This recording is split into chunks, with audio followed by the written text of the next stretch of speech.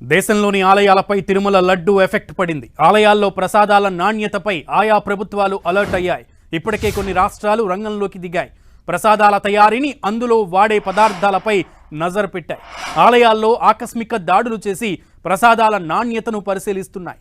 తిరుమల లడ్డు వివాదం నేపథ్యంలో రాజస్థాన్ ప్రభుత్వం అప్రమత్తమైంది. రాష్ట్రంలోని ఆలయాల్లో సమర్పించే భోగం, ప్రసాదం నాణ్యతను పరీక్షించేందుకు ఫుడ్ సేఫ్టీ విభాగం సిద్ధమైంది.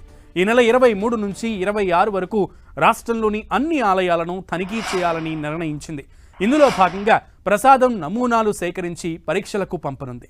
రాజస్థాన్ ముఖ్యమంత్రి ప్రత్యేక చొరవతో ఇందుకోసం ప్రత్యేకంగా శుద్ధ్ ఆహార్ మలీవత్ పర్వార్ అనేటువంటి క్యాంపెయిన్ను ప్రారంభించింది. ఇందులో భాగంగా రోజు ప్రసాదం తయారు చేసే పెద్ద ఆలయాల్లోనూ విచారణ జరపనున్నట్లు ఆహార భద్రతా విభాగపు అదనపు కమిషనర్ తెలిపారు. మరోవైపు రాష్ట్రంలో 54 ఆలయాలు ఇప్పటి వరకు భోగ్ సర్టిఫికేట్ కోసం దరఖాస్తు చేసుకున్నాయి. ప్రసాదం నాణ్యతను పరీక్షించడంతో పాటు పరిశుభ్రతను కూడా పరీక్షిస్తారు. ఇందుకోసం ప్రత్యేకంగా ఓ బృందాన్ని ఏర్పాటు చేశారు. శ్రీవారి లడ్డు ప్రసాదం వివాదం నేపథ్యంలో కర్ణాటక ప్రభుత్వం కూడా సంచలన ఉత్తర్వులు జారీ చేసింది. కర్ణాటక రాష్ట్రంలోని ఆలయాల్లో ప్రసాదాల తయారీకి నందిని నెయ్యిని మాత్రమే వినియోగించాలని కర్ణాటక మంత్రి రామలింగారెడ్డి ఆదేశాలు జారీ చేశారు. కర్ణాటకలోని ప్రధాన ఆలయాల్లో ప్రసాదాల నాణ్యతను తరచూ పరిశీలన జరుపుతామన్నారు. ఇక తమిళనాడు ప్రభుత్వం కూడా అలర్ట్ అయింది.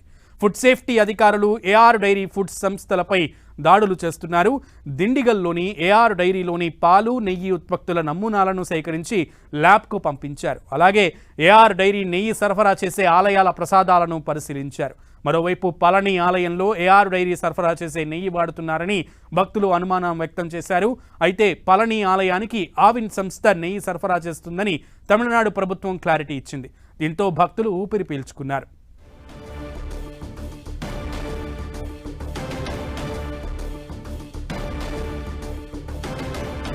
ఇటు ఏపీ ప్రభుత్వం కూడా తిరుమలతో పాటు ఇతర ఆలయాల్లో ప్రసాదాల నాణ్యతపై నజర్ పెట్టింది.